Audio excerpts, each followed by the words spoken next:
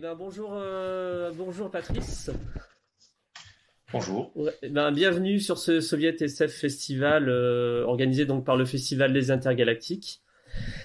Et comme je te l'avais dit par message en t'invitant, j'étais en mode je ne pouvais pas ne pas. Enfin, j'espérais qu'il y aurait Victoria aussi, mais ça va très bien se passer tous les deux. Et voilà, je pouvais pas faire cette émission parce que forcément, j'avais lu votre livre, j'avais étudié votre livre à tous les deux, donc je ne pouvais imaginer cette aventure sans vous. Donc je suis vraiment ravi que tu puisses être là avec nous ce soir pour parler un peu de science-fiction soviétique.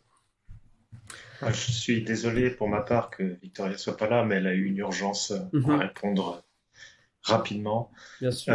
Du coup, j'espère que je ne vais pas trop bafouiller ni raconter d'âneries, parce que je tiens à répéter que c'est elle la traductrice et c'est elle qui s'y connaît en tout ce qui est stylistique. Moi, je suis historien à la base et du coup, je suis reparti vers d'autres horizons. Donc, j'ai tâché de me rafraîchir la mémoire avant ce soir. Ça devrait bien se passer, mais il pourrait y avoir quelques E. D'accord. Bah écoute, ça pose pas de souci. De toute façon, c'est le direct, donc de toute façon. On a le droit à eux, on a le droit, et puis après on remonte ça sur le podcast, on enlève généralement les petits blancs ou les petits problèmes techniques qui peuvent tomber de temps en temps. Et donc il y a aucun souci pour cesser le temps et pour voilà pour profiter. C'est la magie du live. Dans le chat, comme toujours, merci d'être là. Vous pouvez poser des questions, vous pouvez simplement interagir et poser des questions à Patrice si vous le souhaitez pendant notre discussion, tout simplement. De toute façon, c'est tout l'intérêt de l'outil. Donc Patrice, toi tu es alors tu es beaucoup de choses, hein, vraiment vraiment énormément de choses. Hein. Tu es historien des religions, ancien archéologue, secrétaire de rédaction, traducteur, éditeur et aussi essayiste. Donc sous quelle casquette travailles-tu en ce moment? Historien. Historien? Donc, mon travail officiel est au CNRS, où je suis ingénieur d'études, et je travaille à l'édition d'une revue d'histoire des sociétés rurales, et je travaille à la compilation d'un très gros corpus des textes narratifs en patois normand. Ok. Ça, c'est mon travail officiel. À côté de ça, donc, je suis docteur en histoire des religions comparées, et là, je m'occupe de mythologie, de folklore, sans domaine précis, avec une prédilection pour les Celtes d'un côté et les Slaves de l'autre, mais je peux aborder le folklore français sans trop de problème. Donc en ce moment, pour tout dire, aujourd'hui j'ai travaillé sur des sorciers normands au 19e siècle. Ok. Et Voilà, c'est très hétéroclite. il y a il y a beaucoup de choses à dire sur les sorciers normands de l'époque. C'est une belle surprise, oui. Ah ouais? En Ok. fait, oui, beaucoup, beaucoup, beaucoup. Ah bah ça paraîtra quelque part ces recherches. J'espère. Pour l'instant, j'en suis au stade de la recherche préliminaire, donc les D'accord. matériaux, mais ils sont tellement abondants que je suis noyé dessous. Ah bah ça rend super curieux en tout cas. Moi je serais ravi de découvrir ça. Donc voilà. Mais ceci dit, Mhm. j'aborde d'une manière personnelle les littératures de l'imaginaire et Mhm. tout ce qui concerne la mythologie exactement de la même manière. Parce que pour ma part, les littératures de l'imaginaire, donc fantasy, fantastique, science-fiction, ce sont des littératures qui s'appuient beaucoup sur leur histoire, Mhm. avec des motifs. Donc en mythologie, on va avoir le motif du géant, on va avoir le motif du dragon ou des personnages types. En science-fiction, on va avoir le motif du robot rebelle, de la dystopie, etc. Et ça va Mhm. fonctionner exactement de la même manière avec en quelque sorte, des arbres phylogénétiques, des œuvres entre elles, où on va montrer que Orwell découle de Zamiatine, Zamiatine découle d'autre chose, etc. Donc c'est deux matériaux que j'aborde strictement de la même manière, personnellement. Très bien. Pour partir un petit peu vers le continent, continent, vers la question. J'essaie juste de te recadrer parfois sur Twitch, c'est pour ça que je peux avoir l'air, mais je pense que j'ai plus touché en fait, c'est pas grave, Skype de temps en temps, ça va trop me déconcentrer alors que ça me demande déjà, voilà, faut que je me concentre, Julien, concentre-toi, travaille sur ton interview et oublie le truc qui bouge. Donc avec Victoria, vous avez, pour revenir un petit peu sur ce que vous avez fait et revenir sur un peu sur la question russe, Vous avez créé la maison d'édition Lingva, qui est spécialisée Voilà. dans la traduction et l'apprentissage de la langue russe et dans l'édition d'œuvres russes, ukrainiennes et biélorusses. Quelle est son actualité à cette dernière? Alors c'est une actualité restreinte parce que c'est quand même une toute petite maison d'édition. Au départ, on a sorti pas mal de choses, mais on a appris à se calmer depuis, à poser les choses, d'autant plus qu'on a chacun nos activités à côté. Donc cette année, on a prévu un essai de mythologie Mhm. de Bernard Sergent. Et on a prévu une très grosse anthologie d'autrices russes et ukrainiennes qu'on a intitulée Oublié avec un point d'exclamation. Ah, Alors, il y aura quelques textes fantastiques, mais ça reste une anthologie qui brassera tous les genres. Le point commun étant que tous les auteurs, en fait, sont des autrices.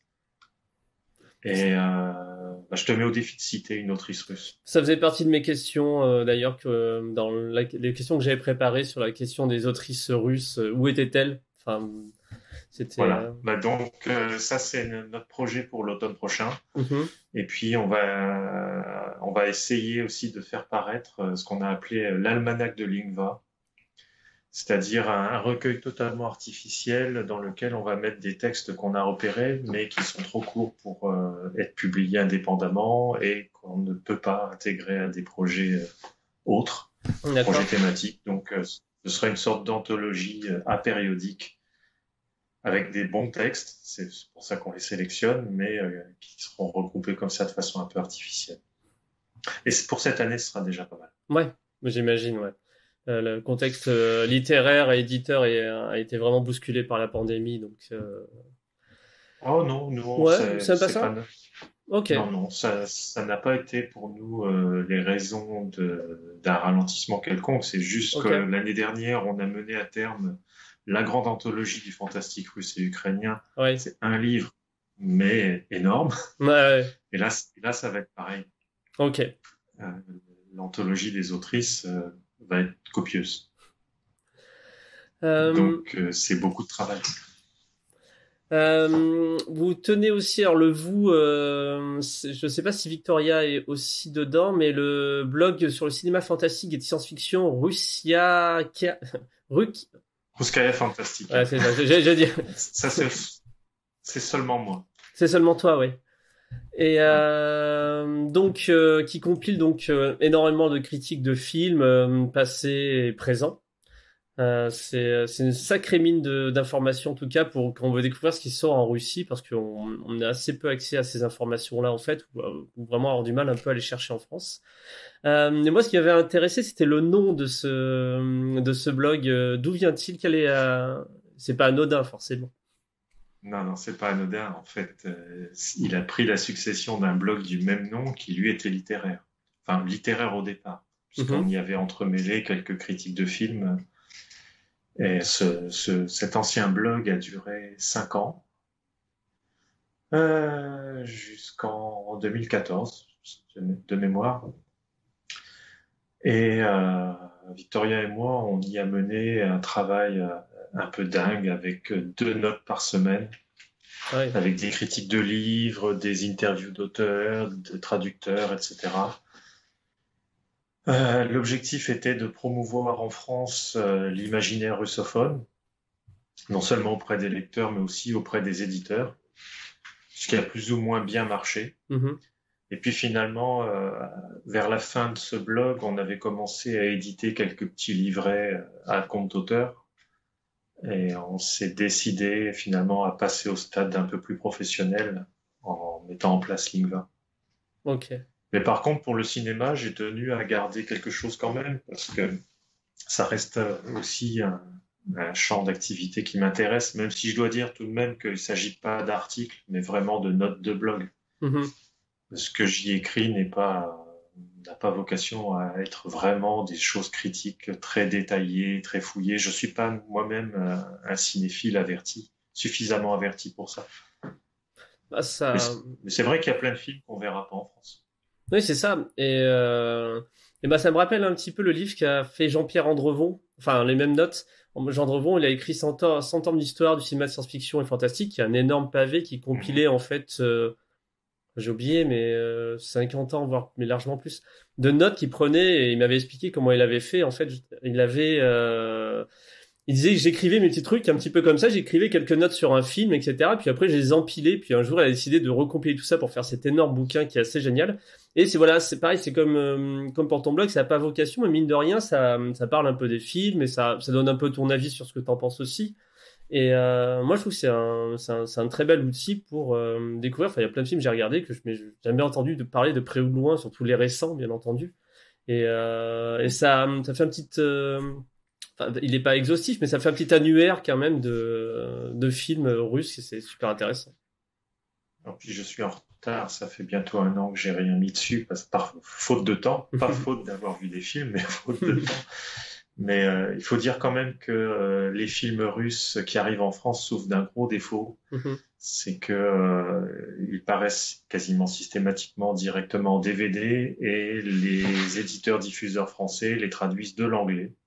Ah ouais, Les 4/5 ok. sont traduits de l'anglais et c'est souvent affreux. Bah oui. Donc, même quand on les regarde en VO sous-titré, quand il y a la VO sous-titrée, Mhm. on se rend compte que entre les sous-titres et la VO, il y a parfois des problèmes, mais certaines fois des contresens énormes. Donc, c'est un des obstacles qui peuvent se dresser entre le public francophone et ce cinéma. Mhm. Eh ben, Pour les films d'époque soviétique, le problème est moindre parce que beaucoup ont été diffusés par une agence russe qui s'appelle Rouskiko mhm. et qui fait des DVD avec plein de langues et qui sont souvent très bons. Mais il faut pouvoir les trouver. Ouais. On parlait lundi de Spoutnik qui est sorti là en VOD mais qui a vocation de sortir au cinéma. Lundi, on a fait une petite conversation autour de ce film. Et c'est un des rares, on va dire, qui a actuellement, comme on se disait lundi, qui a eu vraiment une communication et mais parce qu'il a un côté très américain aussi. Hein, c'est ce qu'on s'est dit pendant la conversation, que l'affiche faisait vraiment très film, voilà, enfin produit américain, Netflix et compagnie. Et je sais pas si tu l'as vu. Il est toujours sur ma pile à voir, mais ça va pas D'accord. tarder. Ok. Tout ce que je sais, c'est que le casting est très bon. Mhm. Fyodor Bondarchuk, c'est quelqu'un qui est un bon acteur, bon réalisateur. Et donc, les autres acteurs aussi sont moins connus, mais ça vaut le détour. Donc, je pense pas que ce soit un mauvais film, effectivement. Mais on dévie un peu du sujet, mais Oui, c'est c'est vrai vrai. que le cinéma de science-fiction ou fantastique russe actuel s'efforce beaucoup de copier le cinéma hollywoodien Mhm. en y mettant une touche typiquement russe. Mais il y a à côté de ça d'autres films plus originaux. On me Et demande. c'est ça qui fait un peu la force de ce cinéma, c'est que ce sont des petits films à petit budget, mais qui s'efforcent d'être inventifs. On m'a juste demandé le lien de ton blog sur le. Donc je vais juste le copier là dans le chat, comme ça les gens l'auront. Hop là. Voilà, vous l'avez. Mais effectivement, tu as raison. Mais tu as raison, on dévie du sujet. Alors je retrouve mes questions qui ont disparu entre temps. Hop là. Et ben je te propose de parler du livre à étoile rouge. On va pas mal se concentrer sur ce dernier. Même si j'ai lu aussi, alors j'ai oublié son nom. Quelque chose qui a été édité chez AQSF qu'on peut retrouver et qui est assez court mais très très bien, qui faisait un peu comme un complément sur 2-3 trucs. Et je sais plus où, donc j'ai pas m'amusé à le chercher. Mais on va parler d'Étoile Rouge, du coup, paru aux éditions Piranha en 2017. Comment s'est déroulée la conception de ce livre écrit donc à quatre mains? Alors à la base, on a repris toutes les notes qu'on avait pu publier sur le blog Ruskaya Fantastica. Et en même temps, parallèlement, pour Lingva, j'avais fait un petit livret d'illustrations consacrées à la science-fiction soviétique, alors, qui n'est plus dans le commerce parce qu'au niveau technique, c'était catastrophique. L'impression à la demande et la couleur, ça marche pas. Ok. Donc, mais par contre, ce petit livret a été un bon moment pour essayer de synthétiser un peu la chronologie de cette science-fiction, enfin, en tout cas pour moi. Et il se trouve qu'il est tombé entre les mains d'un des directeurs de collection de chez Piranha à l'époque, euh, qui alors nous a dit, mais pourquoi ne pas refaire une histoire de la science-fiction soviétique, dans laquelle on inclurait un cahier couleur avec toutes ces illustrations. Évidemment, on a dit oui, avec vraiment pour objectif que ça ne ressemble pas à une compilation de notes de blog, mais que ce soit vraiment quelque chose de retravaillé complètement en profondeur et qui se présente comme une histoire grand public. Ça n'est pas un livre universitaire euh, sur ce sujet. Voilà la genèse du projet. Donc après, il nous a fallu quelques mois pour le rédiger intégralement, compléter des lectures qui nous manquaient. Et il en manquait beaucoup. Et, Mais, donc, en tout cas, le livre se veut comme un. Alors, j'aime beaucoup ce livre et c'est vrai qu'il se bouquine très facilement et effectivement, il fait pas très. Il a pas une optique universitaire. On est vraiment sur un guide de lecture un peu historique qui revient sur l'histoire et qui raconte l'histoire. Par contre, grosse frustration puisque on attend, on fait ah mais ce livre j'ai envie de le lire, puis on va dans la bibliographie, on fait non édité en France, non édité en France, non édité en France, et là j'ai fini de piller la bibliothèque parce qu'ils en ont pas mal mine de rien, enfin des édités en France. Donc ouais c'est vrai que ça frustre le lecteur, je pense, de voir aussi peu de traductions françaises de ces livres, et vous avez bien de la chance d'avoir pu les voir. Pourquoi ils sont si peu disponibles chez nous? bon, il y a plein de raisons. Plein de raisons. Le premier obstacle est idéologique, évidemment. Il y avait le rideau de fer quand même. Donc ça ne facilitait pas les échanges. Le côté soviétique, on traduisait pas mal d'auteurs occidentaux du moment que ça cadrait avec l'idéologie en place, mais ils ont traduit de très bonnes choses, y compris plein de Français. De l'autre côté, c'est plus ou moins aléatoire. Il fallait quelques bonnes volontés qui ont essayé de prendre leur bâton de pèlerin pour convaincre des éditeurs de faire quelque chose. Donc dans les années 60, il y a eu Jacques Bergier. Dans les années 70 et surtout 80, il y a eu Jacqueline Lahana, André Cabaret, Mm-hmm. qui ont publié quelques romans, des nouvelles surtout, dans la revue Antares pour André Cabaret notamment. Donc c'est beaucoup une affaire de personnes finalement, parce que les éditeurs eux-mêmes, sinon, n'auraient pas forcément tourné la tête vers l'Est. Mm-hmm. En dehors de quelques auteurs qui pouvaient avoir une aura de dissidence en quelque sorte, ou de satire, donc le polonais Stanisław Lem par exemple, Mm-hmm. ou les frères Strugatsky.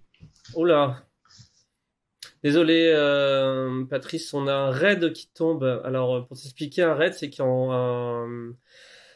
autre Twitcher envoie tous ces regards, tous les gens qui regardent sur notre chaîne. Donc là, elle a envoyé 400 personnes du coup.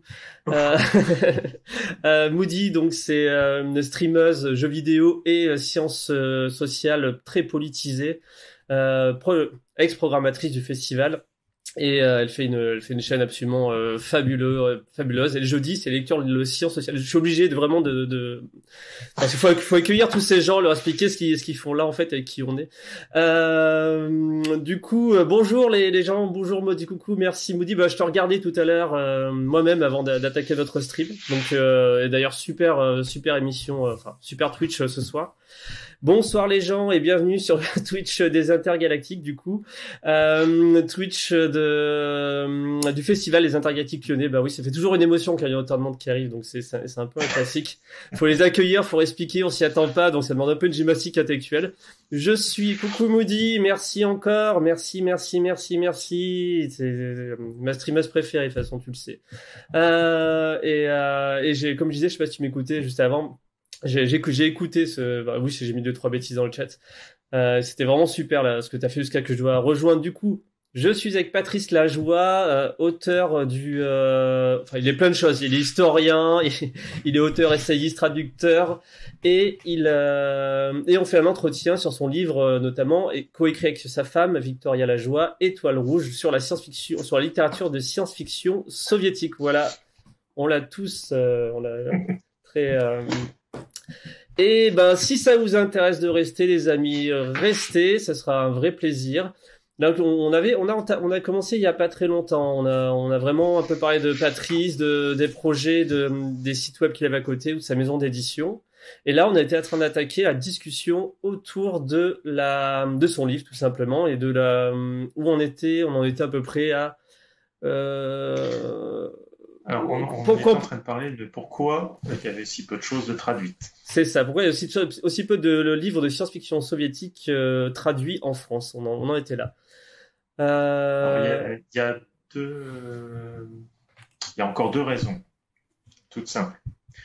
La deuxième est typiquement soviétique, c'est que à partir des années 70, en fait, les meilleurs textes sont des nouvelles. Mhm. Au niveau des Oui, romans, en dehors de quelques auteurs, ça devient très lourd, très idéologique, destiné aux ados. ça c'est la guerre physicien contre lyrique du coup qui est un peu Voilà, menace ça. Ouais. On y reviendra du dont coup. on y reviendra. Et le dernier point, c'est tout simplement que, d'une manière générale, les éditeurs spécialisés en France ne lisent que l'anglais. Donc, quels que soient les autres domaines, qu'ils soient chinois, italiens, espagnols, euh, aucun d'entre eux n'a de réelle représentation en France, Mhm. hein, à l'exception de quelques auteurs de best-sellers et encore. Donc, on traduit quand même, hein, mais il manque une certaine part de diversité. Quelque part. Tout ce qui vient des États-Unis est traduit, même les trucs les plus mauvais. Mhm. Moi, j'exagère, mais pour le reste, il faut vraiment se battre pour arriver à placer quelque chose. C'est pas forcément faute de mauvaise volonté, mais c'est simplement que les éditeurs me disent, ben oui, mais nous, on comprend pas le texte original, donc on ne peut pas le juger par nous-mêmes. Oui, puis Et c'est vrai que c'est important. on est un pays en plus qui est très anglophone. Enfin, peut-être moins à l'époque, on va dire des années 60-70, mais aujourd'hui, on est tous très anglophones, donc forcément, un texte on va plus vite le traduire de nature qu'un texte russe, qui est une langue qui nous paraît, ne serait-ce que d'un point de vue alphabétique, beaucoup moins compréhensible. Je ne suis pas sûr qu'on aurait traduit en France le problème à trois corps s'il n'y avait pas eu le Ah oui, lobbying de Ken Liu aux États-Unis. c'est vrai, c'est vrai, c'est vrai. C'est vrai que oui, la science-fiction chinoise qui est un peu en train d'exploser actuellement, et Elle est un bon passée par contre-exemple. l'anglais d'abord. Ouais. Et c'est le même problème avec d'autres auteurs. Les Diatchenko, qui sont ukrainiens, enfin ukrainiens internationaux, on va dire, parce qu'ils sont russophones, mais maintenant ils sont aux États-Unis. Il y a eu quelques romans traduits en français auparavant, qui sont passés quasiment inaperçus. Il y a eu La Caverne, notamment, Mhm. chez Albin Michel. Euh, mais par contre, leur dernier roman qui sort actuellement chez La Talente ne serait pas sorti s'il n'y avait pas eu une traduction anglaise. Donc c'est très bien, ils paraissent maintenant, c'est très bien, ce sont des Mhm. très très bons romans, il faut les lire. Mais je ne pense pas qu'ils seraient parus s'il n'y avait pas eu de traduction anglaise, hélas. Donc on est vraiment obligé de passer par cette traduction en anglaise pour que ça arrive chez nous tout simplement quoi. Avec Je pense que c'est valide pour n'importe quel auteur, sauf si c'est un auteur qui arrive avec une auréole politique quelconque, qui le place, qui fait que c'est plus important que sa qualité littéraire. hop, elle nous a- c'est la meilleure Moody. Euh, on va prendre un petit peu le bouquin, pas forcément dans l'ordre, mais sur les petites choses que j'ai pu noter, notamment bêtement, simplement, bêtement. Bah, c'est très bête dans le sens où c'est vraiment les premiers mots du livre là que je vais parler. Donc c'est moi qui bêtement vous citez et critiquez en introduction du livre Jacques Bergier, qui affirmait dans un préface d'une anthologie, si j'ai pas de bêtises, que la science-fiction soviétique était la meilleure du monde. Donc là, avec Kotz. Est-ce que, à l'instar, alors ma question c'est, est-ce que à l'instar de la guerre froide, était-on obligé d'opposer littérature de science-fiction soviétique et occidentale? Que l'une devait être meilleure que l'autre? Ouais. Non, au niveau qualité, c'est bête de les comparer. Il y a des bons textes dans les deux, il y a des très mauvais textes dans les deux, et ça ne se juge pas. Oui, c'est ça. On peut pas dire que l'une est plus forte que l'autre. Non, là, on est face à un des enthousiasmes classiques de Jacques Bergier, ouais. qui était coutumier du genre, et dont il était toujours difficile de savoir, comme disait le regretté Joseph Altera, que si il était sérieux ou pas. Il était capable de sortir des énormités d'un air tout à fait sérieux, docte, mais des énormités quand même. Et là, cette préface de 1972 de Jacques Bergier, elle touche au ridicule. Oui. Il dit que les savants soviétiques ont appris à synthétiser la nourriture à partir de l'air, des choses comme ça. Tous les auteurs soviétiques qu'il cite, ils se plantent à chaque fois dans toutes ces références. Ah ouais. Il y a des textes, je n'ai pas réussi à savoir desquels il s'agissait. Je ne sais pas de quoi il parle. Ok. Donc c'est très très curieux. Non, cette phrase de Bergier, c'était peut-être plus une provocation qu'autre chose. Ouais. Ça faisait partie un peu du caractère, de toute façon. C'est l'auteur du Matin des Magiciens, pour ceux qui connaissent pas, qui est, on va dire, son grand succès, enfin, un co-auteur du Matin des Magiciens. Et après, je crois pas avoir lu grand chose de lui d'autre. Ça, je l'ai lu il y a longtemps. Alors, il a écrit des masses d'articles, des préfaces, des tas de choses. C'était un des grands promoteurs de la science-fiction et du fantastique en France. L'un des introducteurs de Lovecraft en France. Ah, mais c'est vrai que les années 60. Ça me revient que sur le personnage, mais si en plus j'ai relu un peu un truc sur lui, il avait un peu toute cette, on ne sait pas si c'était vrai, enfin sur ces histoires d'extraterrestres, d'hommes en noir, etc. Il y avait toujours un peu un côté, je raconte des choses, mais on sait pas dans quel dire si c'est vrai, faux. Enfin, il y avait toujours ce côté un peu extrêmement sérieux autour de ça. Mais d'un autre côté, on se dit mais il déconne quoi. Enfin, et ça revient sur ce que tu disais juste avant. C'est une culture immense qu'il avait, mais en même temps. Faut jamais le prendre au pied de la lettre. Jamais. Gorky dit dans le chat que peut-être qu'il n'y avait pas assez de traducteurs ou traductrices des deux côtés. Non. Si, il y en avait, si. Si, je pense. Hein. Peut-être pas au départ, mais à partir des années 70, il y avait des gens qui étaient prêts à faire le travail. J'ai cité tout à l'heure Jacqueline Lahana et André Cabaret. Jacqueline Lahana qui avait commencé à ouvrir une collection chez l'Âge d'Homme. Mais à partir du moment où l'Âge d'Homme a publié Les Hauteurs béantes de Zinoviev, un dissident, tous les droits ont été retirés à cet éditeur. Ok. Donc sa collection est tombée à l'eau et c'est bien dommage. Après 2 titres seulement. Des traducteurs, il s'en est quand même trouvé pour faire une série au Fleuve Noir au début des années 80. Ça s'appelait les best-sellers de la science-fiction soviétique. Alors, j'ai appris par la suite qu'en fait, c'était quelque chose qui était subventionné par l'URSS. D'accord. Et donc, c'est pour ça qu'on y trouve à la fois des très très bons romans et puis des choses franchement médiocres, sans grand intérêt. C'est typique de la production soviétique alors. Hein. On a des choses, le pire côtoie le meilleur sans vraiment qu'il y ait de distinction. Donc des traducteurs, il y en avait, oui. Okay. Il y avait Svetlana Delmotte chez De Noël qui travaillait très bien. Bernadette Ducrest aussi. Chez De Noël aussi. Comme tu as vu sur mon Facebook, puisque tu as vu que je postais un peu les lectures de science-fiction soviétique que j'ai pu lire ces dernières semaines, et le Aelita que j'ai lu, donc c'est quand même une vieille édition, non, les années 80, bon, années 80, elle est quand même, je trouve la traduction est extrêmement bonne, quoi. 1961, cette édition. Celle-là, c'est 61? Parce que a priori. Ouais, il y avait la BML qui m'a dit un truc, ça va. C'est pour ça que j'ai mis 1955 la première fois. Du coup, je m'étais trompé, effectivement. Alors ça, pour de vrai, sur mon Facebook, sur le moment. Mais parce qu'entre la bibliothèque, le machin, Et dessus, c'est pas écrit. Enfin, contrairement à nous, c'est écrit l'année de publication. Dessus, c'est pas écrit, du coup, c'est ce qui m'avait un peu contrarié d'ailleurs. Ou c'est là-bas que je suis allé trouver mon 55, c'est pas impossible. Alors, en confondant En avec un autre fait, chiffre. les soviétiques eux-mêmes ont traduit de la science-fiction. Ça fait partie de leur effort de propagande depuis les années 30 de faire des publications en langues étrangères. Et donc, ils ont traduit des quantités de romans, de recueils de nouvelles, de tout genre, sauf du fantastique. Le fantastique n'existait pas en Union soviétique, Mhm. sauf sur la fin. Ouais.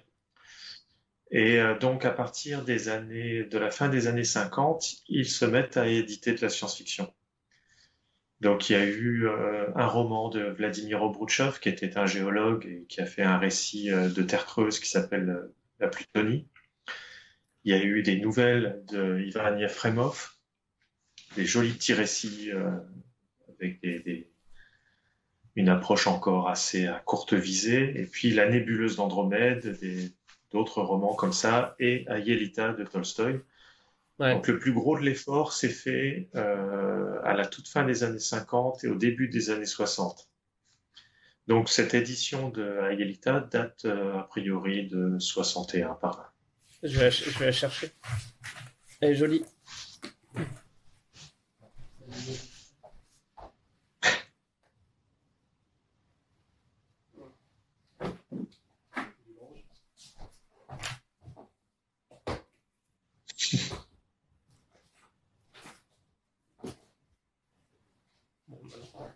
Non, en fait, il y a trop de bouquins, en fait, j'ai mis perdre, donc j'arrête. Non, je sais même plus où je l'ai mis. Il devrait être à côté, là. Sinon, je suis en train de lire l'Étoile rouge, du coup, là, sur cette édition-là. Mhm. Qui, j'ai attaqué les deux d'Alexandre Bogdanov. Mais enfin, bref. C'est pas pareil. Oui. Oui, on est sur 1908, hein, celui-là. C'est plus didactique. Aelita, j'ai vraiment adoré. Hein. Je m'attendais à un truc un peu vieillissant, mais j'ai trouvé, enfin, la traduction était extrêmement bonne et le récit fonctionne vraiment bien. Il est extrêmement bien équilibré et il y a des phases d'action extrêmement bien faites dedans. Enfin, on pourrait dire c'est un film. Et en fait, il y a des phases d'action, enfin, de révolutionnaires, etc., de combats de rue, etc., qui sont, j'ai trouvé, mais extrêmement prenants. Enfin, sans vouloir faire le type qui fait les vieux bouquins, c'était mal. Mais je m'y attendais pas à vraiment avoir cet Non, équilibre. c'est vrai, c'est vrai, c'est vrai. Il est Il y a super. beaucoup de Hein. choses qui ont vieilli dans la science-fiction, quelle qu'elle Mhm. soit, que ce soit en France, aux États-Unis, en Union soviétique, parce qu'au départ, la science-fiction, par exemple, ne mettait pas beaucoup de poids dans la psychologie des personnages. C'était l'action qui prenait le pas. Il fallait des aventures, enfin tout ce qui est pulp. Et du coup, on avait des choses qui avaient l'épaisseur psychologique d'un papier à cigarette. Mhm. Euh, Là, on a un roman équilibré, c'est vrai. Et en même temps, c'est un roman de l'ère équivalent de l'ère des pulp américains. Donc, on a beaucoup d'aventures, on a du sense of wonder, Mhm. ni plus ni moins, avec des Atlantes réfugiés sur Mars, des choses comme ça qu'on ne lirait plus de nos jours. Mais ça n'empêche que oui, ça fait un roman tout à fait passionnant, bien écrit. Mais Tolstoï lui-même est un très grand écrivain qui est plus très connu de nos jours. Et c'est dommage parce il a publié dans plusieurs genres différents des récits extraordinaires. On peut Sa préciser, trilogie Le Chemin des Tourments, c'est génial. on peut préciser qu'on parle d'Alexei Tolstoï et pas de l'autre Tolstoï qui a écrit les autres livres parce que les gens peuvent parfois confondre les Tolstoï. Ah, ça, il y en a Et- plusieurs des Tolstoï écrivains, dont deux Alexei. Ouais, ce qui est Euh, pratique. Le, pre- le premier étant lui-même un auteur de science-fiction au 19e siècle, donc ça n'aide pas. Et ben ça permet de raccrocher sur les questions et on va attaquer tranquillement sur enfin continuer tranquillement.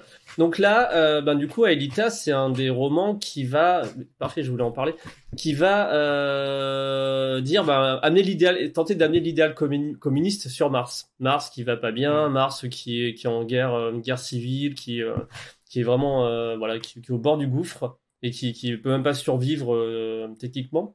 Et donc, ouais, la science-fiction, à partir de passer donc, la révolution de 1917, est-ce que la science-fiction les auteurs de science-fiction ont ce devoir d'aller propager l'idéologie communiste sur d'autres planètes ou dans leurs écrits? Oh, pas forcément, non, non.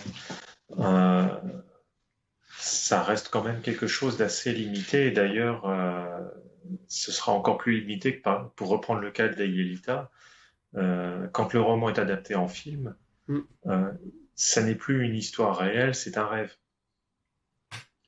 Parce que au moment où le film est tourné, on en est au stade, mais consolidons d'abord les choses chez nous, avant d'aller Oui, répandre l'avenir radieux ailleurs. c'est le. À ce niveau-là, non, pas forcément. C'est très disparate. Euh, Oui, et d'ailleurs, il y a 2 semaines, tu étais sur le podcast C'est plus que de la SF pour parler de nous, de Zamiatine. Il s'agit là justement d'un texte qui est très mal passé à ce moment-là, du coup, parce qu'il pastichait d'une certaine manière l'idéal communiste. Je, je caricature un peu.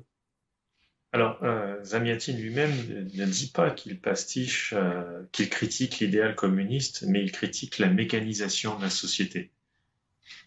Et Mhm. donc, il l'a rappelé quand il s'est installé en France que, par exemple, aux États-Unis, son roman a été perçu comme une critique du Fordisme.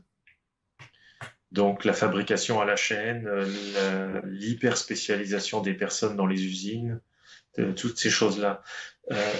Zamiatin n'était pas un anti-bolchevique, pas un forcené en tout cas, Mhm. et encore moins un anti-socialiste. Il était socialiste. Ça, il faut toujours le garder à l'esprit. C'est quelqu'un qui a critiqué le stalinisme quand il est apparu, mais c'est normal, parce que ça va contre son idéal de liberté, mais en même temps, il n'était pas contre l'URSS. Donc c'est peut-être un peu aussi pour ça que son texte peut toujours être lu et s'appliquer à d'autres systèmes dystopiques, Mhm. parce que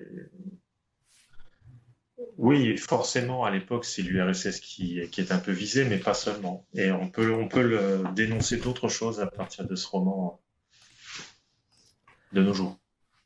Et, euh, Et en tout cas, ben, pour l'avoir lu, oui, oui, je l'ai mis, du coup, je l'ai mis en référence sur le chat pour que les gens aient, voilà, ça, il y a un peu le nom en tête. Donc c'est nous donc j'ai lu là aussi assez récemment, bah, je l'ai lu vraiment, j'ai fini la veille de l'interview que tu as que tu as faite sur C'est plus que de la SF, et j'ai beaucoup aimé. En tout cas, voilà, je dis ça un peu pour les gens qui connaissent pas trop, mais c'est un proto 1984 et Le meilleur des mondes qui sortent un peu après. Euh, et voilà, donc c'est un texte que je conseille énormément, qui se trouve en poche à 8 balles actuellement. C'est une très bonne édition en tout cas pour le découvrir, et c'est un texte qui est très très marquant. Ne pas prendre l'édition Gallimard, par contre, Non, cette dernière édition de poche, elle est très bien, hein. Oui, cher que Sud. ouais, c'est la retraduction, oui, c'est ça.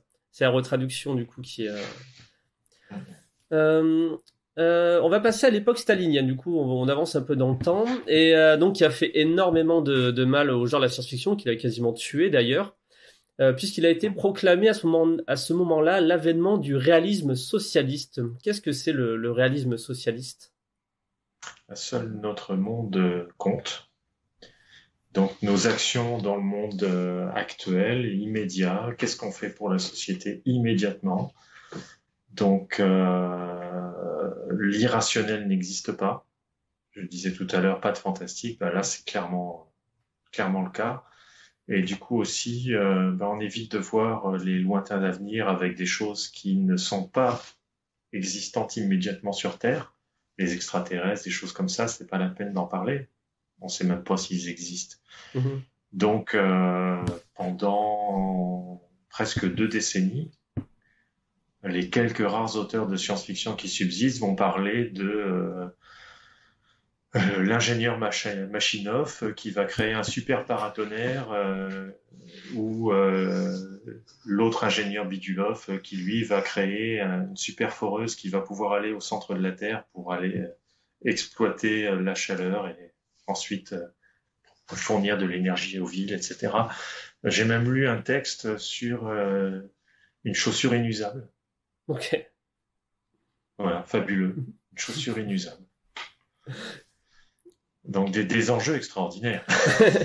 Et les personnages, comme c'est dit dans le livre Étoile Rouge, sont soit un ingénieur avec son assistante un peu jolie, et puis ils sont absolument pas personnifiés, et comme vous le dites, quand je dis vous, c'est toi et Victoria, voilà, ils sont interchangeables, et ils ont juste un nom qui pourrait être c'est l'ingénieur, c'est l'assistante, et voilà, ça va pas plus loin que ça, quoi.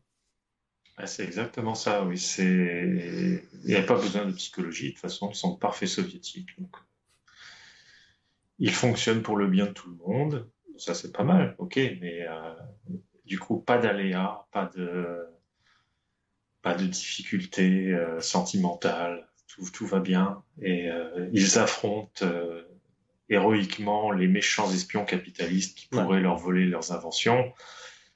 Mais voilà. Donc, du coup, oui, on pourrait simplement leur donner une étiquette, le méchant, le gentil, donc l'ingénieur soviétique, le méchant espion capitaliste, et c'est tout. Ça se limite à ça, la caractérisation à ce moment-là des personnages.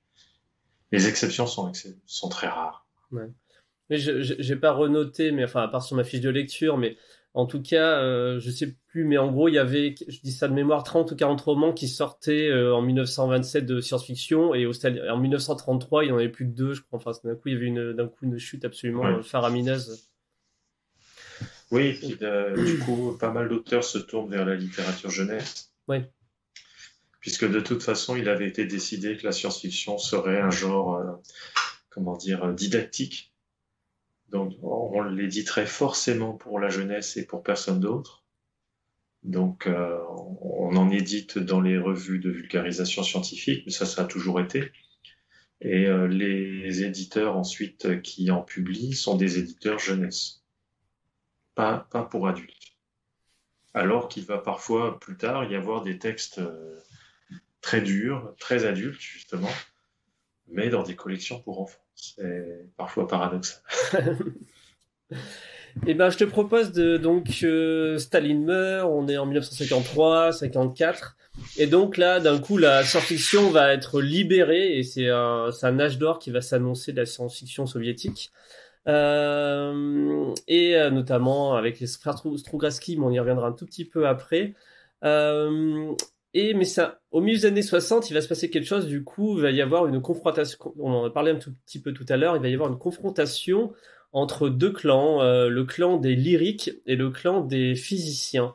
Que promeuvent ces deux En quoi s'opposent ces deux courants de pensée? Alors ces deux courants de pensée, ils sont apparus de façon très précoce en fait, hein, dès le début de ce second âge d'or de la science-fiction soviétique.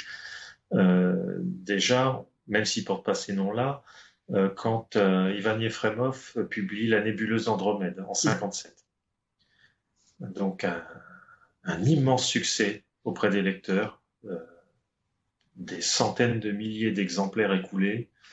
La revue dans laquelle il paraît en feuilleton au départ est rapidement épuisée, donc il faut refaire des tirages. C'est vraiment un phénomène de masse qui est difficile à envisager par chez nous.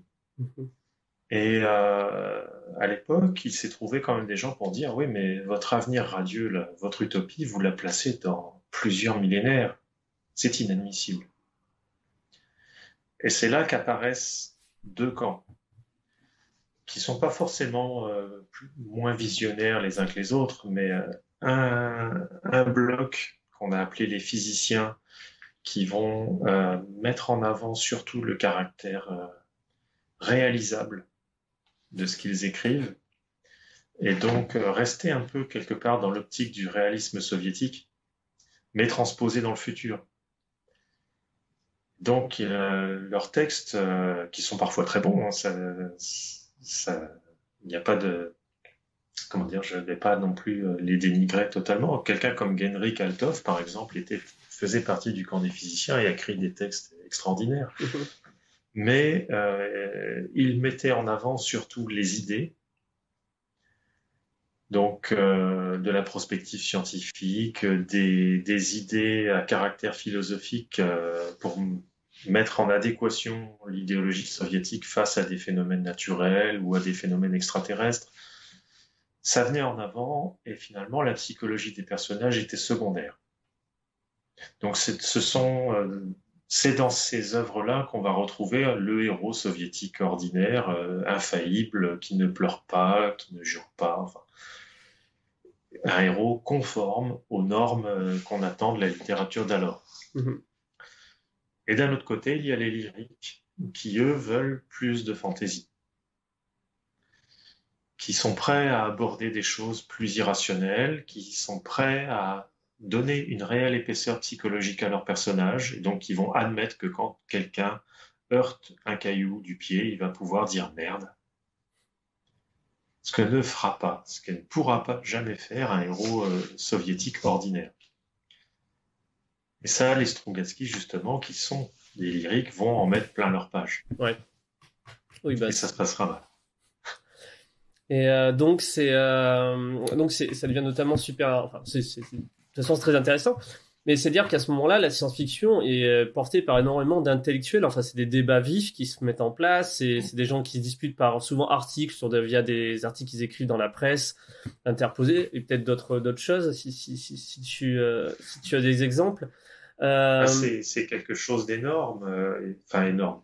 Faut relativiser, mais on n'aurait pas vu ça en France à la même époque. Des articles consacrés à la théorisation de la science-fiction dans des revues très littéraires. Euh, Mettons par exemple la revue des Deux Mondes ou Europe en France. Dans les années 60, inimaginable. Là, non. Au contraire, on théorise à fond. On essaie de trouver dans quelle case doit rentrer la science-fiction. Est-ce qu'on doit en rester à l'idée des années 30 qu'elle doit être didactique et pédagogique, ou est-ce qu'on peut aller explorer d'autres champs littéraires, élargir ce regard qu'elle a sur le monde? C'est vraiment un effort philosophique et intellectuel important qui s'est mené là-bas à ce sujet avec des débats parfois rugueux, par articles interposés, des émissions de radio, plus tard des émissions de télévision, avec des critiques, des auteurs, des éditeurs qui interviennent chacun à un moment ou à un autre. Un vrai débat intellectuel intense. Tout ça a été synthétisé en français par Jacqueline Lahana dans sa thèse en 79, qu'on peut facilement trouver d'occasion, heureusement, et qui est une mine sur les échanges intellectuels en URSS même. Parce que on a toujours tendance à penser qu'il y avait la doctrine émise par le parti et ensuite tout le monde se tait. Mais quand un champ nouveau se développe comme celui-là, d'abord il y a des débats. Je suis en train juste je vais le mettre comme ça pour les gens parce que souvent ils sont assez curieux de savoir. Redonne-moi le nom de la thèse de Jacqueline, juste que je mette la référence. Alors, il faut que je la... Ouais, J'ai une moi, très mauvaise mémoire mot à mot. pareil, mais pareil. Et puis, mais c'est là-dedans, sinon je sais que je peux le trouver rapidement. Donc j'ai le nom de l'auteur, j'ai la date. Mais le titre lui-même, j'ai du mal à retenir les titres. Voilà, Les mondes parallèles de la science-fiction soviétique chez l'Âge d'Homme en 79. Donc sa thèse à elle est vraiment axée sur cette crise intellectuelle qu'a représentée la science-fiction dans les années 60. J'ai Noosphère, parfait. Hop là, je mets dans le chat. Voilà, donc oui, puis moi-même, faut que je la lise. Je suis super intéressé, forcément. Et donc voilà, ça c'est quelque chose qui n'a pas eu lieu en France, par exemple. En France, les débats sont limités à des débats internes dans la revue fiction et pas vraiment ailleurs. Oui, c'est ça. Donc il y a une vraie curiosité, ce qui n'empêche que la science-fiction soviétique est quand même une littérature d'ingénieurs. Oui, c'est ça. C'est ce que j'avais noté aussi en question. Je vais dessus histoire de voir comment j'ai problématisé ça. Non, ça c'est les débats intellectuels. Oui, cela, oui, bah, c'était, oui, bah non, ma question était extrêmement bête. Donc, effectivement, la science-fiction soviétique vient de scientifiques, d'ingénieurs et de ces mondes-là, ce qui change beaucoup de nature du monde littéraire. Donc, ça a eu, est-ce que ça aussi, bah, on a un peu répondu, je crois, mais j'ai quand même la poser si on a un petit complément de réponse. Mais est-ce que cela a-t-il un impact sur le fond comme sur la forme des écrits? On a un peu répondu. Je ne sais pas. Ouais. Est-ce qu'on pourrait poser la même question en France, par exemple? Est-ce que la profession d'un auteur a un impact sur sa façon d'écrire? J'en suis pas sûr. Il peut y avoir des écrivains qui vont avoir des professions très très variées et avoir des styles très lyriques, très fleuris, très développés, puis d'autres au contraire qui vont être des universitaires, et étudier la littérature et produire des choses très sèches. Ouais. Je ne sais pas. Non, je Non, voudrais qu'il y ait de franchement, réponse. je ne sais pas. Je citais tout à l'heure Genrik Althoff, qui est un ingénieur, bon, qui a été empêché par Staline de poursuivre dans le métier d'ingénieur, mais peu importe, il a été ingénieur, un théoricien du métier d'ingénieur d'ailleurs, ce qui n'empêche qu'il a écrit des œuvres très poétiques. Donc, Donc, non, je mais suis pas là, sûr que non, ça ait non, mais vraiment un impact. c'était une question ouverte, hein, de toute façon. Euh, tac, tac, tac, je retrouve mes petits. Donc, on a parlé donc ouais, de cette guerre, et du coup, de cette guerre intellectuelle entre lyrique et physicien. On va dire qu'à un moment, les physiciens l'ont gagné bel et bien dans les années 70, puisqu'ils ont pris le contrôle de la principale maison d'édition communiste, qui était en gros, si on n'était pas publié là-bas, on était plus ou moins publié nulle part. Est-ce que tu peux nous en dire un Ouais, peu plus c'est de ces années ça. 70? Ben voilà, dans les années 70, un groupe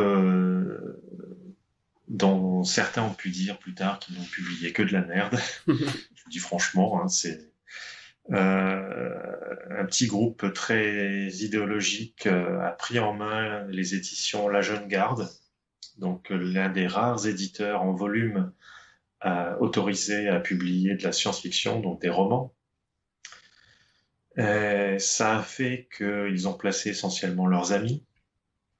Donc on trouve dans le lot Alexandre Kazantsev, par exemple, qui lui a été traduit en français. Les autres n'ont pas été traduits, ou très très peu, c'est pas plus mal. Et donc à ce moment-là, dans les années 70, une énorme majorité des romans qui sortent sont des romans assez médiocres. Parfois avec des idées surprenantes, mais littérairement, ce sont des romans qui répondent totalement aux critères exigés, donc jamais de vulgarité, jamais de sexe, jamais de violence gratuite. Du coup, ils évitent tous les écueils possibles de la vie ordinaire, et c'est plat, c'est très très plat. Il y a une scène frappante à ce sujet dans un des romans des frères Strugatsky, qui s'appelle Le lundi commence le samedi. Un nom un peu farfelu, mais parce que le roman prend place dans un institut de recherche qui travaille sur des choses non reconnues scientifiquement. Donc ils ont des vampires et des hécatonchires dans la réserve zoologique, des trucs comme ça, et un chercheur invente une machine à voyager dans le futur, mais qui en fait est une machine à extrapoler à partir des romans de science-fiction. Et le héros du roman monte dans la machine pour la tester et il suit le parcours soviétique. Et donc des files de gens très beaux, superbes, qui montent dans des fusées, qui vont dans l'espace, et des files de gens superbes qui montent dans les fusées, qui vont dans l'espace. C'est très beau, c'est superbe, c'est ennuyeux à mourir, mais il y a un mur de fer qui longe tout ça, ce futur dans lequel le héros progresse sans arrêt, sans arrêt, sans arrêt, de plus en plus loin dans l'avenir, pour aller plus en plus loin dans l'avenir. Il y a un mur de fer, et il voit par-dessus le mur de fer, il y a plein d'explosions. Au bout d'un moment, il y a une ouverture. Alors il va voir l'ouverture, puis là il trouve un type qui est enfoncé dans une tranchée. il y a des explosions partout et le type lui explique, ah bah là, c'est la science-fiction occidentale. Et donc là, on est envahi par les Martiens. Là-bas, c'est les robots qui se sont révoltés. Bref, les Strogatsky mettent en parallèle les deux science-fiction. La science-fiction soviétique ordinaire, utopique mais chiante, pas d'autre mot, et la science-fiction américaine essentiellement perçue comme ultra-violente. Et eux, ce qu'ils veulent, c'est un entre-deux. Oui, on peut. Non, vas-y, si tu veux quelque chose à ajouter, excuse-moi, je veux pas te couper, Patrice. Donc, les Strogatsky, eux, étaient trop connus pour être totalement censurés, donc ils ont eu quelques romans qui sont parus quand même dans cette période, Mhm. même si certains ont attendu des décennies parfois pour paraître. Comme Stalker, par Mais exemple. les Stalkers, ça a pris 8 ans. Ouais, c'est ça. Mais Destin boiteux, qu'on a édité chez Lingva, ça a pris 20 ans en tout, 20 ans d'écriture, avec des tests, une première partie finie en roman, mais qui n'a jamais été publiée en URSS, qui est partie en samizdat en 72 en Allemagne. Bref, une histoire rocambolesque. Mais voilà, on est en dehors des Strogatsky, pour ce qui concerne les romans, il n'y a pas grand monde Mhm. pour des romans de qualité. Par contre, au niveau des nouvelles, dans les années 70 et 80, on va trouver vraiment des textes formidables. Parce qu'il reste des revues généralistes qui vont oser en publier. Il y a des anthologies annuelles aussi qui paraissent. Alors évidemment, tous les textes ne sont pas bons, mais au départ, il y a déjà Boris Strugatsky à Leningrad qui crée une sorte d'école informelle, un séminaire, Oui, je voulais en donc, dans parler, lequel ouais. il va former quelques auteurs. Et sur la fin, c'est carrément l'Union des écrivains de l'Union soviétique qui va lancer un gros séminaire de formation d'auteurs de science-fiction. Et là, ils vont en sortir de très bons. Donc Ça non plus, on l'aurait pas vu en France. c'est les. Donc voilà, ça m'a passionné. Hein, en plus, c'est sur l'autre livre édité chez ActuSF, qui doit s'appeler Russia et Fantastica en plus. Euh, et donc c'est les séminaires de Malivka. Donc c'est des énormes ateliers d'écriture où il peut y avoir jusqu'à 70 auteurs. Et donc, il a pris une grande importance dans la production et l'échange intellectuel autour de la science-fiction au début des années 80, si je dis pas de bêtises. En, en- Voilà, c'est ça. en quoi consistaient ces séminaires? Qu'est-ce qui se passait? Donc, c'était une petite banlieue à côté de Moscou. Et c'était un lieu qui était en fait la maison des écrivains, enfin la maison de travail des écrivains russes, où genre Voilà. on allait se poser là-bas. Mais je te laisse parler. En fait, les écrivains soviétiques, quand ils étaient reconnus, devenaient membres de l'Union des écrivains. Et à ce moment-là, ils avaient le droit à quelques avantages. Donc, ils avaient des clubs, ils avaient des maisons de travail dans lesquelles ils pouvaient se retirer pour quelques mois, le temps d'écrire, finaliser un manuscrit. Donc, des conditions de travail quand même intéressantes. Et donc, c'est dans une de ces maisons que s'est organisé ce séminaire, parce que au début des années 80, il s'est trouvé quand même quelques personnes pour dire que la science-fiction soviétique connaît une crise sérieuse. Alors, évidemment, les idéologues de la jeune garde ont dit non, non, non, tout va bien. Mais finalement, le parti a été pris d'organiser un séminaire de formation de jeunes auteurs débutants. Donc il y a eu des sélections de faites dans les clubs régionaux, puisqu'il existait des clubs de science-fiction un petit peu partout en URSS. Et à partir de là, les meilleurs ont été invités dans cette maison de Maleyevka, où ils ont été pris en charge par des auteurs, des critiques, avec pour objectif de travailler chacun à une nouvelle, au moins une en tout cas. Donc certains des auteurs qui sont sortis de là sont maintenant oubliés, puis d'autres par contre sont devenus des grands classiques. Euh, Sergei Lukianenko, par exemple, a fait l'une des éditions tardives de Maleyevka, Victor Pelyevin aussi. En Russie même, il y a plein d'auteurs que nous, on ne connaît pas en France, mais qui ont fait cette école-là. Alors paradoxalement, on les a formés à travailler sur la nouvelle, à faire quelque chose de concis. Et quand les maisons d'édition se sont libéralisées à la fin des années 80, au début des années 90, ben, beaucoup ont eu énormément de mal à se lancer dans le roman. Mhm. Et quand ils y sont arrivés, ben, certains sont arrivés trop tard finalement parce que ben, des tout jeunes auteurs, ceux des années 90, avaient déjà pris la place.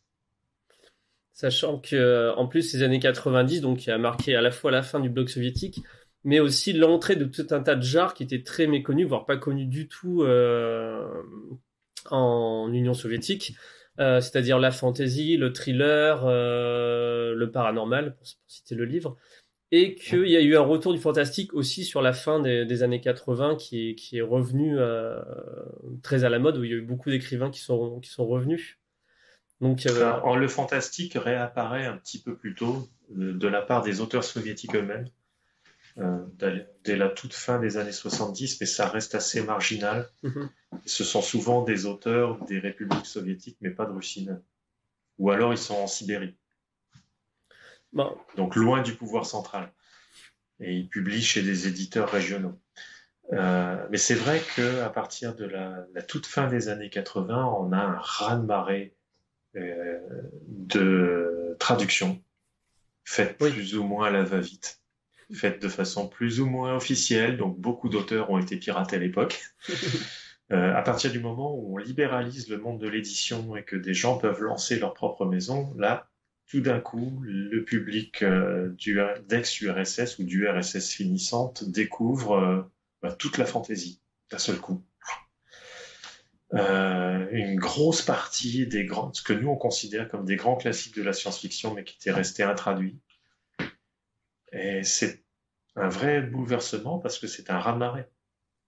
Un véritable raz-de-marée, et c'est très curieux parce qu'ils vont découvrir à la fois des auteurs des pulps des années 30 et des auteurs tout à fait récents comme Dan Simmons et d'autres en même temps. D'un seul coup, en Ah, même temps, sur les rayonnages de librairie, on a des auteurs qui sont séparés parfois de plusieurs décennies. Donc un phénomène très curieux qui s'est accompagné d'un phénomène de copie. ouais. Donc les auteurs russes qui se mettent à faire pareil, Bah, le Seigneur des donc c'est Anneaux pas a été, forcément très bon, plus que plagier. ouais, il y a eu Avec des c'est suites, c'est des revisions. Ouais, oui, c'est assez fou, hein, cette histoire du Seigneur des Anneaux. Bon, bah, je vais écrire la suite. Maintenant, apparemment, il s'est arrêté d'écrire, le gars. C'est ce qu'on trouve un peu inimaginable, nous, de notre côté du rideau. Pour le Seigneur des Anneaux, je crois qu'il existe au moins 7 traductions russes. Quand nous, il a fallu attendre longtemps avant d'avoir une traduction révisée. Ouais, Ça fait bizarre. ouais, Euh, mais c'est vrai que du coup, là, il y a eu plein de fantaisie qui est apparue. Euh, alors, du coup, il y a des choses pas forcément très bonnes, puis d'autres, par contre, beaucoup plus originales. Je pense à Henry Lyon Holdy, donc un duo d'auteurs ukrainiens. Je pense aux Diatchenko, mhm. qui ont publié des chefs-d'œuvre dans le genre, et des choses qui n'ont pas leur équivalent dans la fantaisie occidentale. Même s'il devient un peu vain de faire la distinction Occident-Orient, là, c'est plus Maintenant, tellement ouais. nécessaire. Mais il y a eu des auteurs qui ont trouvé leur voie originale par rapport à ce raz-de-marée et qui ont su sortir de l'influence occidentale. J'ai une question dans le chat. Alors, faut que je la lise. Par contre, est-ce que la particularité politique du système soviétique est-elle différente du système occidental en ce qui concerne la facilité d'être édité, comme considéré comme auteur payé pour ça, etc. En fait, c'était nationalisé, en fait, tout simplement. Oui, les auteurs pouvaient toujours envoyer des choses aux revues, Mhm. mais pour ce qui concerne l'édition en volume, j'avoue que c'est pas mon domaine. Je connais beaucoup moins, mais je pense que ça devait être assez fermé quand même, puisque même les auteurs reconnus avaient bien du mal parfois à placer leurs textes, puisqu'ils étaient lus, relus, re-relus par les éditeurs internes. Je parle pas de censure, là, mais Mhm. vraiment du personnel des maisons d'édition qui s'assurait que le texte était conforme et ne risquait pas d'attirer les foudres de la vraie censure ensuite. Donc il y avait parfois un travail important sur le texte pour supprimer une phrase, corriger telle tournure, etc. Puis parfois pour rien, parce que finalement le manuscrit était refusé quand même. Il y avait beaucoup moins de maisons d'édition, de toute façon. Ouais. Par rapport à l'écosystème français, par exemple, l'URSS, c'est très peu de maisons d'édition et des tirages énormes. Oui, il y a même eu une crise du papier dans les années 70, tellement il y a eu de tirage dans les années 60, si je dis pas de bêtises, Mm. qui a Bah compliqué. après, il faut se méfier des chiffres, hein. Parfois, on peut se demander si les livres imprimés étaient réellement vendus. Ah, ok. Parce Qui... qu'on les trouve pas, d'occasion, ils sont impossibles à trouver. Enfin, c'est très curieux. Il y a des phénomènes étranges. C'est de l'économie planifiée, donc parfois il fallait sortir un livre à 100 000 exemplaires. Bon, ben, il était imprimé à 100 000 exemplaires, mais était-il vendu? Dans le monde de l'édition russophone, en fait, le tirage est indiqué dans le livre. Chez nous, en France, c'est un secret défense, le Ah tirage du ouais, livre. Dans les anciens pays soviétiques, non. Donc, c'est clairement imprimé dans le livre. Dans chaque livre, on a de toute façon toutes les personnes qui ont travaillé sur le livre, tout le détail. On peut savoir en fait comment ça s'est passé quelque part. Et donc le tirage est mentionné, mais ça ne veut pas forcément dire que ça s'est vendu. On sait que ça s'est vendu quand il y a un retirage derrière. ok. Donc oui, c'est vrai, il y a des tirages colossaux. Après, est-ce que c'est réaliste par rapport à l'engouement du public? Jamais vraiment être certain. Eh ben, on va commencer à s'approcher. Enfin, on a encore 10 grosses minutes, mais pour commencer à anticiper, moi, j'ai deux questions alors, une qu'on a déjà un peu évoquée, mais je vais quand même la poser. Mais on va dire, je vais commencer par celle-là. Donc, du coup, on trouve aucun nom féminin quasiment dans cette liste des auteurs référencés. Et donc, et donc, vu que tu travailles dessus actuellement, c'est d'autant plus intéressant. Quelle est la place des autrices dans la littérature de science-fiction soviétique, ou on va dire même élargir un peu la littérature soviétique dans son ensemble? Ben, je dirais qu'elle n'est pas plus faible qu'en France, mais pas plus forte. Ok. Historiquement parlant, hein, Mhm. pour la même période. En France, on peut compter les autrices sur les doigts des deux mains maximum. Pour les années 1930 à 1980, on va dire. Bon, Julia Verlanger, Ouais. c'est celle qui me vient tout de suite à l'esprit. Il y en a eu d'autres, Jacqueline Osterhage, par exemple. Bon, voilà. Pour l'URSS, c'est pas mieux. Pourtant, il y a eu une critique très active dans les années 60, Ariadna Gromova, qui Mhm. elle-même a écrit des nouvelles et quelques récits, ce que les anglo-saxons traduiraient par novella, pas vraiment des romans. Il y a eu Olga Larionova aussi qui a fait quelques textes très intéressants. Mhm. Statistiquement parlant, je ne sais pas s'ils ont fait pire ou mieux que nous. D'accord. Je pense qu'ils ont dû faire un tout petit peu mieux. Ok. Parce que ça fait partie aussi de la ligne de conduite de l'Union soviétique, l'égalité homme-femme. Mais pas beaucoup plus, pas beaucoup mieux. Un petit peu peut-être. D'accord. Et mon autre question, du coup, sur le livre, ça a été un petit étonnement. Enfin, j'arrivais plus ou moins au dernier tiers, mais je me attends. Le livre traite beaucoup donc des auteurs russes, ukrainiens, parfois ouzbeks, ceux qui me reviennent un peu comme ça en tête. Mais par contre, on trouve pas du bloc soviétique, par exemple, que Stanislas Lem, donc que j'aime beaucoup. Ah, mais ça, Pourquoi? c'est pas l'URSS. Et ça faisait partie quand même du bloc soviétique. C'est le pacte de Varsovie. Donc on a abordé des littératures qu'on pouvait lire. Autrement dit, tout ce qui a été publié, ne serait-ce qu'en russe ou en ukrainien. Ok. Mais par contre, tout ce qui concerne le bloc socialiste lui-même, Mhm. beaucoup de choses nous restent inaccessibles. Ce qu'ont fait les Yougoslaves, les Tchèques, les Bulgares, les Roumains, en dehors de têtes de gondole bien connues comme Lem ou le Roumain Vladimir Colin, Mhm. j'avoue qu'on maîtrise mal. Politiquement parlant, déjà, ce n'est pas la même entité, de toute façon, et les usages n'étaient pas les mêmes. L'histoire n'est pas la même, déjà. Beaucoup de ces pays sont devenus communistes après-guerre. Et puis, de toute façon, voilà, oui, on n'aurait pas pu les lire dans leur langue d'origine. Mhm. C'est pour ça aussi que, quand on parle de science-fiction soviétique, nous, on n'a pas abordé la science-fiction des pays baltes, qui existe. Mhm. C'est Jean-Pierre Lègle, qui s'appelait alors Jean-Pierre Moumon, qu'on a traduit pas mal, des Lituaniens, notamment dans Antares. C'est de la science-fiction soviétique, mais pas russophone. C'est ça. Donc celle-là, on l'a pas abordée parce qu'on ne l'aurait pas maîtrisée. D'accord. Mais c'est vrai que nous, dans le festival, on a, enfin, ce festival online soviétique, c'est vrai que, par exemple, hier, on a passé une sélection de courts-métrages d'animation de science-fiction soviétique, et du coup, il y avait du lituanien, du ouzbek, du polonais, et pour moi, en tout cas, quand j'ai vraiment mis tout ce bloc de l'Est, du coup, mais ça répond complètement à ma question, du coup. L'URSS n'est pas le bloc de l'Est, c'est Oui. le grand frère. Et après, il y a plein de petits Bon. frères autour. Alors c'est moi qui fais une généralité qui ai mis tous les petits frères en même temps. Mais c'est assez pratique parce que ça permet d'ouvrir Mais, deux trois mais horizons. là aussi, c'est pareil. L'URSS n'est pas la Russie. Oui. L'URSS recouvre maintenant plein d'États indépendants. L'Ouzbékistan, le Kirghizistan, etc. Mhm. L'Ukraine, la Biélorussie, les États baltes.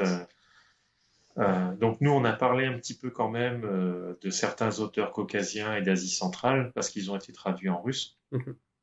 Certains ont écrit directement en russe, donc on les a inclus. Euh, c'est vraiment un critère linguistique et purement politique là, qui rentre en compte. Linguistique parce qu'on n'aurait jamais pu lire la science-fiction polonaise dans le texte. Ouais. Donc ça aurait été un peu de l'escroquerie quelque part pour nous d'intégrer les Polonais dedans, alors qu'on aurait peut-être lu que ce qui est traduit en russe ou en français. Euh, voilà. Et donc l'autre distinction, elle est vraiment politique. Ce sont des États différents, avec des structures différentes, des méthodes différentes. Je suis pas sûr qu'un auteur comme Stanislav Lem aurait pu être publié en URSS même, même s'il a été beaucoup lu en URSS. Mhm.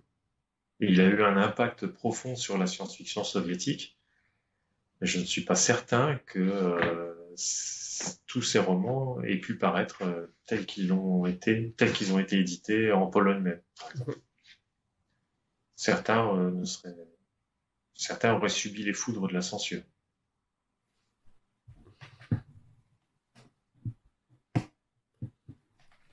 Dans le chat, si vous avez des questions, hein, c'est le moment. Là, on va pas tarder à terminer du tout pour passer ensuite à la projection hommage à Pavel. Alors c'était un cauchemar. Je suis tellement content de programmer ce festival, mais chaque fois je dois prononcer un nom propre, mais je suis démuni. Je ne suis pas mieux, donc je ne parlerai Ah pas si, russe. Non, ah, non, à tu l'oral, te je débrouilles deviens mieux. bègue. Pour toutes les langues étrangères, je deviens bègue. Du coup, on n'aura pas le temps de parler de ça que des frères Strugatsky, pardon, qui, on va dire, auront été un peu un fil rouge, pas voulu, mais on va dire absolument nécessaire de cette semaine, Mais parce j'ai que, la réponse absolue pour ça, de toute façon. d'accord, Dans les prochains mois, il va paraître aux éditions Nemos l'intégrale du cycle du Midi des frères il Strugatsky. fallait qu'on en parle. Tout y sera. Dis-nous en plus, du coup, c'est une super nouvelle. C'est à peu près pour quand, du coup? Pardon. Pardon? Ça sera, c'est ça, c'est prêt, c'est dit, j'ai un coup de barre, moi. Ça arrive. J'ai un coup de fatigue, du coup, je pense que les gens qui ont écouté cette semaine commencent à se dire, OK, Julien, au bout d'un moment, il a un coup de barre, il va bégayer, il va pas trouver ses mots. C'est un classique. Je suis en formation dans tout ça. Du coup, la sortie est prévue pour quand? Normalement pour cette année, j'espère. Ouais. Mais c'est un tellement gros travail. Nous, on a fini la partie traduction, révision des traductions, etc. Maintenant, pour l'éditeur lui-même, ça va être un énorme effort parce que Mhm. ça va être le plus gros volume actuellement dans leur collection des intégrales. Oui, ça fait pas mal. Donc, L'univers du Midi, ça comprend énormément de bouquins, quoi. Oui, un recueil de nouvelles et je sais même plus, 7 ou 8 romans, non, 9 peut-être. Donc, une histoire de futur quasiment cohérente à 100%, à quelques bricoles près, Qu'est-ce et qui... qu'on va accompagner d'une préface qui présente l'ensemble, d'une chronologie, d'un index des personnages et des lieux, enfin bref, ça va être l'édition ultime qui n'existe même pas en Russie d'ailleurs. C'est une des... Enfin, je me le fais offrir à Noël. Enfin, s'il est sorti à ce moment-là, je l'espère. Qu'est-ce qui a été, qui est inédit dans les textes qui ont jamais été traduits, qui seront dans ce recueil? Alors, on a totalement retraduit le recueil de nouvelles qui est à l'origine de ce cycle, qui est sorti en français sous le titre Les Revenants des Étoiles. Mhm. Mais alors, une traduction qui était à l'origine épouvantable en 63, je crois. Les textes font des moitiés. Oui. Donc, il manquait la moitié des pages. Il manque un bon tiers des nouvelles qui étaient dedans a disparu. Donc tout ça, toute cette partie-là a été retraduite. Il y a 2 ou 3 nouvelles inédites qu'on a intégrées au volume, mais qui sont indépendantes de tout le reste. Et les autres, il est difficile d'être un dieu. Les autres romans de toute la série, Un gars de Mhm. l'enfer et tout ça. Mhm. Donc là, on a simplement révisé les traductions anciennes, qui étaient pas mauvaises, Mhm. en uniformisant les noms propres, parce que la translittération du cyrillique, c'est toujours un problème. Oui, tout à fait. Les résolutions d'acronymes aussi, qui peuvent changer d'un traducteur à l'autre. Donc tout ça, on a fait un gros travail d'uniformisation pour que ça fasse un volume vraiment cohérent. Et du coup, ça donne un bel éclairage sur chacun des textes, parce qu'une fois qu'ils sont mis dans leur contexte, ils prennent tout leur sens. On se rend compte que les romans se répondent les uns aux autres. Non, mais c'est super. Et ça représente pour eux 30 ans d'écriture quand même. Et c'est vraiment une somme. Alors quand on a mis tout ça bout à bout, on se rend compte que waouh, ça c'est de l'histoire du futur. Et c'est un futur utopique, mais pas tant que ça.